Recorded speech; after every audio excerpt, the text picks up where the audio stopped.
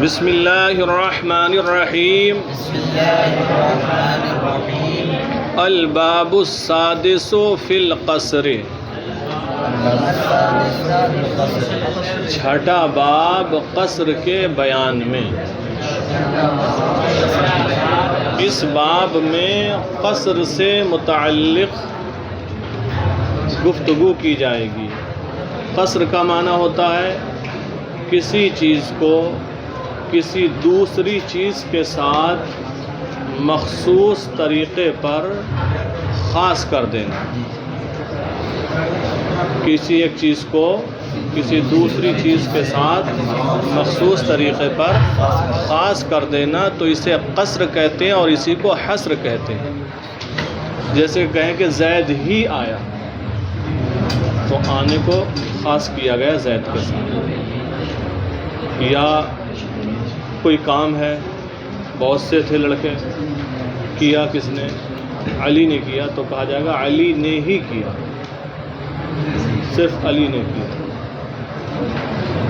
اور بھی متعدد طریقے ہوتے ہیں، صفت لا کر خاص کرتے ہیں، کبھی استثناء کے ذریعے بھی کرتے ہیں، حروف عطف کے ذریعے بھی خاص کرتے ہیں، اور جس چیز کو مؤخر کیا جانا تھا، درجہ بعد میں تھا، اس کو مقدم کر کے بھی کبھی قصر کرتے ہیں۔ جیسے کہ پڑھتے ہیں نا ایاک نعبد، تھا نعبد ایاک، ہم تیری عبادت کرتے ہیں، لیکن مفعول کو مقدم جب کر دیا ایاک نعبد تو اب ترجمہ ہو گیا ہم تیری ہی عبادت کرتے ہیں، تیری ہی عبادت کرتے ہیں۔ یا کہا جائے لا فارس الا علی، نہیں ہے کوئی شہسوار مگر علی، یعنی حقیقی شہسوار علی ہی ہے۔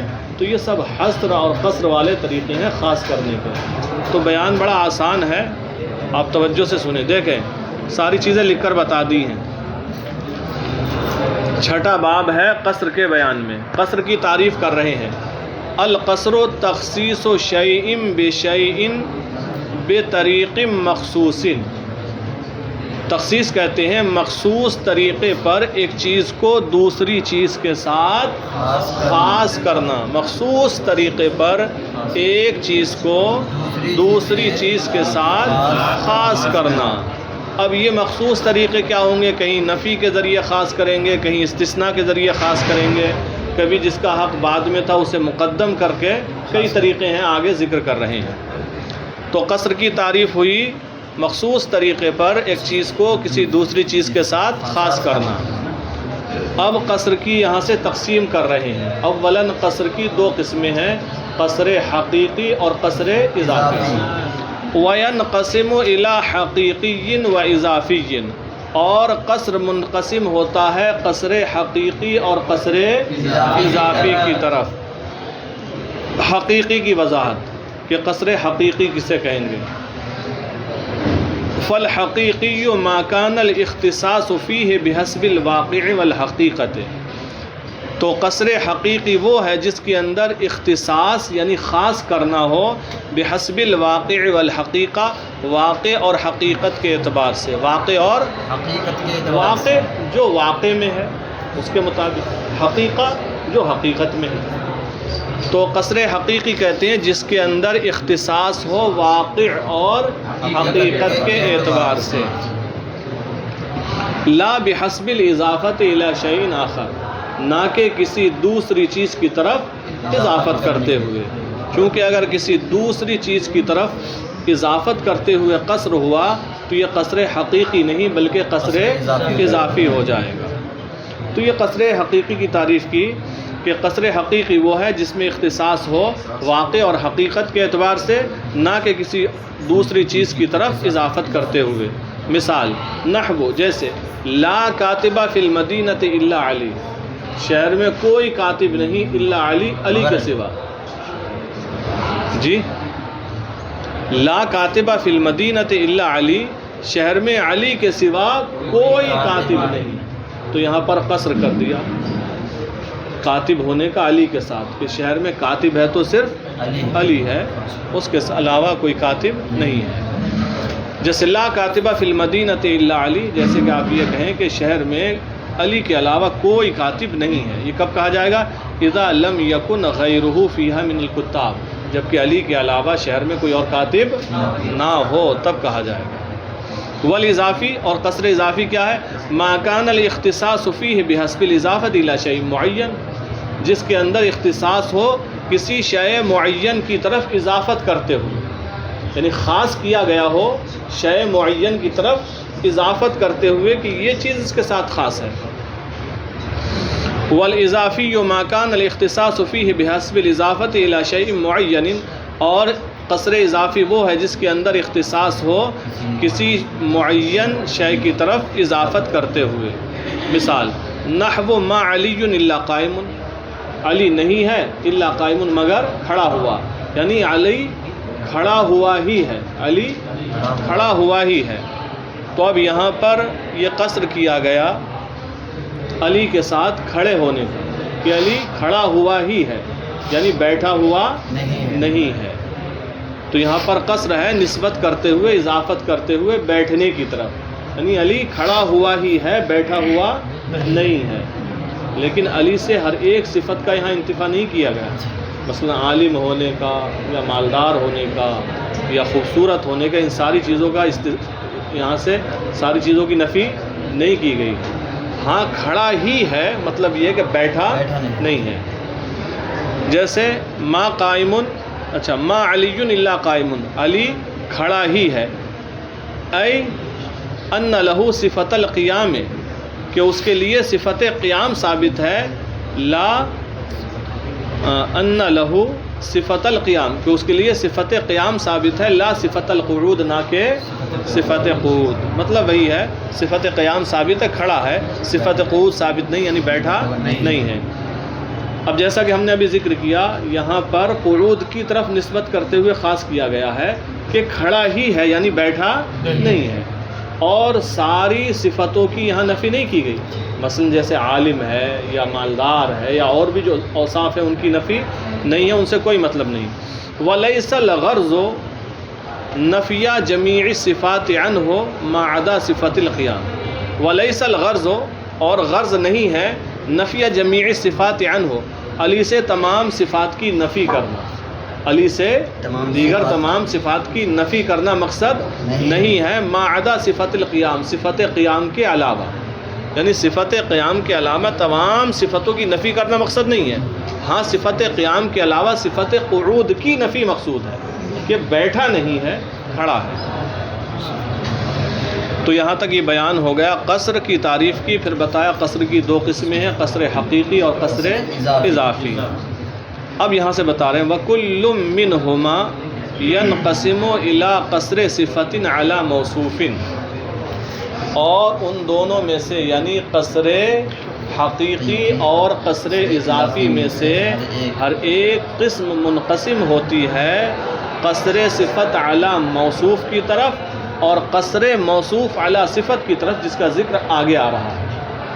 یعنی ان دونوں میں سے ہر ایک کی دو قسمیں ہیں، قصر صفت علی موصوف، یعنی صفت کا قصر کرنا موصوف پر، صفت کا قصر کرنا موصوف پر، مثالیں آگے ہیں، اور قصر الموصوف علی صفت، موصوف کا قصر کرنا، موصوف کو منحصر کرنا صفت پر، موصوف کو منحصر کرنا صفت پر، اور پہلا ہے قصر الصفت علی الموصوف، صفت کو منحصر کرنا موصوف پر۔ یہ دو قسمیں ہیں۔ وَكُلٌّ مِّنْهُمَا يَنْقَسِمُ إِلَىٰ قَصْرِ صِفَةٍ عَلَىٰ مَوْصُوفٍ، اور ان دونوں میں سے ہر ایک منقسم ہوتا ہے قصر صفت علی موصوف کی طرف۔ مثال نحو لا فارس الا علی، جیسے کہیں لا فارس الا علی، نہیں ہے کوئی شہ سوار الا علی، علی کے سوا، یعنی شہ سوار صرف علی ہے۔ تو فارس جو ہے شہ سوار ہونا یہ صفت ہے، یہاں صفت کا قصر کر دیا گیا علی پر کہ یہ صفت اگر پائی جا رہی ہے تو صرف علی میں پائی جا رہی ہے، اس صفت کا قصر کر دیا، تو یہ قصر الصفت علی الموصوف ہے۔ جیسے لا فارس الا علی، شہ سوار صرف علی ہے۔ دوسری قسم کیا ہے؟ وقصر موصوف علی صفت، اور ان دونوں میں سے یعنی قصر اضافی قصر حقیقی میں سے ہر ایک منقسم ہوتا ہے قصر الموصوف علی صفت کی طرف، یعنی اس میں موصوف کا قصر کر دیں گے صفت پر۔ نحو جیسے وما محمد الا رسول، اور محمد صرف رسول ہے، محمد تو محمد صلی اللہ علیہ وسلم موصوف، اور رسول صفت ہے، تو یہاں پر موصوف کا قصر کیا گیا صفت پر، موصوف کا قصر کیا گیا صفت پر، ٹھیک ہے. تو محمد صلی اللہ علیہ وسلم صرف رسول ہیں. صرف مطلب یہ ہے کہ جب رسول اللہ صلی اللہ علیہ وسلم کا وصال ہوا تو صحابہ کرام سخت پریشانی کے عالم میں تھے اور انہیں یہ یقین نہیں ہو رہا تھا کہ حضور علیہ السلام کا وصال ہو گیا اور حضور کا بھی وصال ہوگا. وہ یہ سمجھ ہی نہیں پا رہے تھے. وہ سمجھ نہیں حضور کا وصال کبھی نہیں ہوگا، ایسا نہیں ہو سکتا. اتنا بڑا آپ کو اللہ تعالیٰ نے درجہ عطا فرمایا تو انہیں یہ یقین ہی نہیں ہو رہا تھا. پریشان تھے. حضرت عمر فاروق اعظم تو تلوار لے کر اعلان کر رہے تھے اگر کسی نے کہہ دیا کہ حضور کی وفات ہو گئی میں اس کا سر قلم کر دوں گا. حضرت عثمان غنی ایسے خاموش بیٹھ گئے تھے، ان کا دماغ کام ہی نہیں کر رہا تھا کیا کریں. اور بات بھی صحیح ہے، اتنا بڑا حادثہ تھا صحابہ کرام کے لیے تو سمجھ میں نہیں آ رہا تھا. حضرت ابو بکر صدیق رضی اللہ تعالیٰ عنہ تشریف لائے. آپ کو جیسے ہی خبر ملی حجرے میں گئے، بوسہ دیا، دیدار کیا. اس کے بعد نکلے، باہر آئے مسجد میں اور صحابہ کرام کی جو حالت دیکھی، پریشان ہیں، ان کو خطبہ دیا، ان کو سمجھایا. جب سمجھایا تو کہا وما محمد الا رسول، محمد صلی اللہ علیہ وسلم صرف رسول ہی ہیں، خدا نہیں ہے. رسول ہیں، خدا نہیں ہے. ان سے پہلے بھی رسول آئے اور تشریف لے، قد خلت من قبلہ الرسل، ان سے پہلے بھی رسول گزرے ہیں، ان پر بھی موت کا وعدہ آیا ہے. اور پھر فرمایا محمد صلی اللہ علیہ وسلم رسول ہیں، اللہ کے بندے ہیں، خدا نہیں ہے. جو خدا مانتا تھا وہ سمجھ لے اس کا خدا مر گیا، اور جو رسول مانتا ہے تو رسول پر بھی موت کا وعدہ آنا ہے. تو یہ سمجھایا وہاں پر وما محمد الا رسول کہہ کر یہ کہا کہ یہ رسول ہیں، خدا نہیں ہے. یعنی ایسا نہیں ہے کہ آپ کے لیے موت آنا محال ہے، موت آپ کو بھی آئے گی. تو یہاں پر قصر موصوف علی صفت ہے کہ آپ رسول ہی ہیں، خدا نہیں ہے. جس طرح اور رسولوں کو موت کا وعدہ آیا ہے اسی طرح آپ کو بھی یہ وعدہ آ پہنچا ہے. تو فرمایا وما محمد الا رسول، اور محمد صلی اللہ علیہ وسلم صرف رسول ہیں. فیجوز علیہ الموت، تو آپ پر موت کا آنا جائز ہے. والقصر الاضافی، اور قصر اضافی. اب قصر اضافی یہ تو دونوں کی قسمیں تھی، قصر صفت علی موصوف اور قصر موصوف علی صفت دونوں کی. اب قصر اضافی الگ سے منقسم ہوتا ہے، دھیان دیں. والقصر الاضافی ينقسم باعتبار حال المخاطب الى ثلاثه اقسام، اور قصر اضافی منقسم ہوتا ہے مخاطب کی حالت کے اعتبار سے تین قسموں کی طرف. مخاطب کی حالت کے اعتبار سے تین قسموں کی طرف. اب یہ دیکھا جائے گا مخاطب کی حالت کیا ہے، وہ اعتقاد کیا رکھتا ہے، وہ سمجھ کیا رہا ہے. جیسا اس کا اعتقاد ہوگا اسی حساب سے کلام کیا جائے گا، قصر کیا جائے گا. جیسے مخاطب کے اعتبار سے گفتگو کرنا چاہیے نا، کلم الناس علی قدر عقولہم، لوگوں سے کلام کرو ان کی عقلوں کے اعتبار سے، جتنی عقل ہے اس حساب سے. تو ایسے یہاں ہے مخاطب کی حالت کے اعتبار سے قصر اضافی تین قسموں کی طرف منقسم ہوتا ہے کہ اس کی کیا حالت ہے تو کیسے قصر ہوگا، کیا حالت ہو تو کیا. دیکھیں، ایک ہے قصر افراد.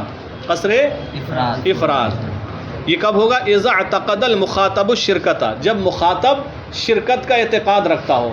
کسی چیز میں مخاطب یہ اعتقاد رکھتا ہے کہ ایک موصوف ہے، دو صفتوں میں شریک ہے، یا صفت ایک ہے دو موصوفوں میں شریک ہے، دو موصوف اس صفت میں شریک ہیں.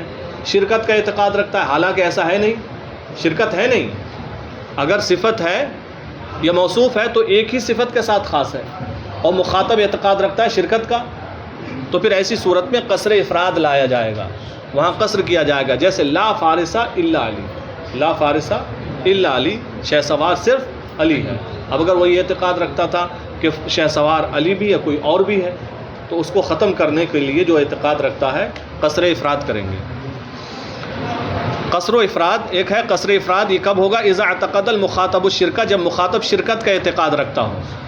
دوسرا وقصر قلب، اور قصر قلب اذا اعتقد المخاطب، اذا اعتقد الاقصى، جبکہ مخاطب عکس کا اعتقاد رکھتا ہو. کس کا؟ عکس کا اعتقاد رکھتا ہو. جیسے کہا جائے لا کاتبہ فی المدینۃ الا علی، شہر میں کاتب صرف علی ہے، اور وہ اعتقاد رکھتا ہے کہ شہر میں کاتب خالد ہے، تو عکس کا اعتقاد ہو گیا نا، خالد نہیں ہے علی ہے۔ تو ایسی صورت میں قصر قلب لائیں گے، وہ جو اعتقاد رکھتا ہے اس کو بدلا جائے گا۔ اور دوسری قسم ہے قصر قلب، یہ کب ہوگا؟ اذا اعتقد العکس، جبکہ مخاطب عکس کا اعتقاد رکھتا ہے اس کے برخلاف۔ وقصر تعیین، اور تیسری قسم ہے قصر تعیین، اذا اعتقد واحدا غیر معین، جبکہ اعتقاد رکھتا ہو مخاطب واحد غیر معین کا، واحد ایک کا اعتقاد رکھتا ہے، وہ غیر معین کوئی بھی ہو سکتا ہے، حالانکہ جو ہے جس کے لیے حکم لگایا جائے وہ متعین ہے، تو وہاں قصر تعیین کریں گے، متعین کر دیں گے کہ کوئی بھی نہیں ہے، عام نہیں ہے، یہ نکرہ نہیں بلکہ یہ متعین ہے۔ وللقصر طرق، اور وقصر تعیین، اور تیسری قسم ہے قصر تعیین کی، یہ کب لایا جائے گا؟ اذا اعتقد واحدا غیر معین، جبکہ مخاطب واحد غیر معین کا اعتقاد رکھتا ہو۔ وللقصر طرق، اور قصر کے دوسرے طریقے بھی ہیں، وہ کون کون سے ہیں؟ منها النفی والاستثناء، ان میں سے ایک ہے نفی اور استثناء۔ نحو، جیسے کہ مثال دی، ان ھذا الا ملک کریم، ان ھذا الا ملک کریم، یہ نہیں ہے مگر معزز فرشتہ، حضرت یوسف علیہ السلام کے تعلق سے کہا گیا تھا ان ھذا الا ملک کریم کہ یہ معزز فرشتے ہی ہیں، تو یہاں بھی قصر کیا گیا۔ ومنها انما، اور قصر کے طریقوں میں سے جو ہے ایک انما، اس کے ذریعے بھی قصر ہوتا ہے۔ نحو، جیسے انما الفاہم علی، سمجھنے والا علی ہی ہے، سمجھدار جو ہے علی ہی ہے، باقی کیا ہیں؟ سب ناسمجھ ہیں، یہاں پر قصر کر دیا گیا۔ ومنها العطف بلا او بل او لیکن، اور انہی میں سے ہے عطف بلا، یعنی لا کے ساتھ عطف کرنا، او بل، یا بل کے ساتھ عطف کرنا، او لیکن، یا لیکن کے ساتھ عطف کرنا۔ نحو انا ناصر لا ناظم، مثال دی ہے عطف بلا کی، انا ناصر لا، میں نثر نگار ہوں نظم نگار نہیں، میں نثر نگار ہوں نظم نگار، ہاں تو ہوگا انا ناصر، میں نثر نگار ہی ہوں، لا ناظم، شعر و شاعری والا نظم لکھنے والا نہیں ہوں۔ اور بلکہ مثال وما انا حاسب بل کاتب، میں محاسب نہیں، حساب لینے والا نہیں، بل کاتب، بلکہ کاتب ہوں، تو یہاں پر حصر کیا گیا بل کے ذریعے۔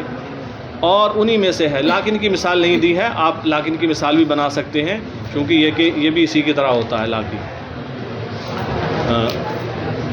کر دیں اسی میں، وما انا حاسب لیکن کاتب، میں حساب کرنے والا نہیں لیکن کاتب ہوں۔ ومنها تقدیم ما حقہ التاخیر، اور قصر کے طریقوں میں سے یہ تقدیم ما حقہ التاخیر، جس کا حق مؤخر ہونا اس کو مقدم کرنا۔